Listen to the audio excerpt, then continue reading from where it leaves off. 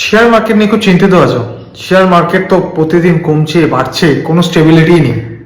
But তোমার portfolio rate দিকে যাচ্ছে, তাই তুমি প্ল্যান করছো আমি এফডিতে কিভাবে ইনভেস্ট করব।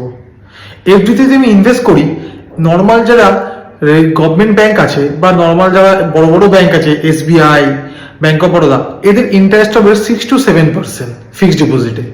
তাতে আমার ইনফ্লেশনও বিট হচ্ছে না। তাহলে আমি কি করব?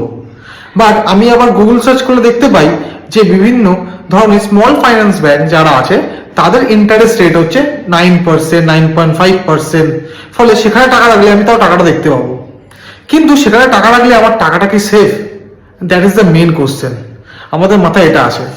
ইয়েস, আপনি যদি 5 লাখ টাকা অবধি এফডি করেন, সেটা ইনসিওর্ড বাই আরবিআই। যদি আপনার কোনো কারণে সেই ব্যাংকটা বন্ধ হয়ে যায় বা ব্যাংকটা ডুবে যায় বা ব্যাংকটা ব্যাংকরাপ্ট হয়ে যায়, আপনার ওখানে যদি 5 লাখ টাকা অবধি থাকে, তাহলে আরবিআই গভর্নমেন্ট আপনাকে 5 লাখ টাকা দেবে। তাহলে আমি যদি প্ল্যান করি 20 লাখ টাকার জন্য, তাহলে আমি কি করব? আপনি যদি 20 লাখ টাকার জন্য প্ল্যান করেন, তাহলে আমি বলবো আপনি 4টে আলাদা আলাদা ব্যাংকে এফডি করুন।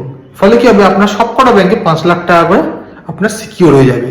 এবং আপনার কোনো কারণে যদি 4টে ব্যাংক তো ব্যাংকরাপ্ট হবে না, যদি কোনো কারণে একটা বা দুটো ব্যাংক ব্যাংকরাপ্ট হয়, আপনি সেই টাকাটাও পেয়ে যাবেন এবং সেক্ষেত্রে আপনার ইন্টারেস্টটাও বেশি পাবেন। সেকেন্ড, আপনি যদি ব্যাংকে এফডি না করে আপনি যদি 20 লাখ টাকা ডাইরেক্ট পোস্ট অফিসে এফডি করেন, সেক্ষেত্রে আপনার 100% টাকাটা সিকিউর থাকে, ইনসিওর থাকে। কোনো কারণে যদি পোস্ট অফিস বন্ধ হয়ে যায়, আপনার টাকা আপনাকে গভর্নমেন্ট ফেরত দেবে এবং বেস্ট রিটার্নও আপনি পাবেন। আরো জানতে হলে আমার দেওয়া স্ক্রিনে নাম্বারে কল করুন।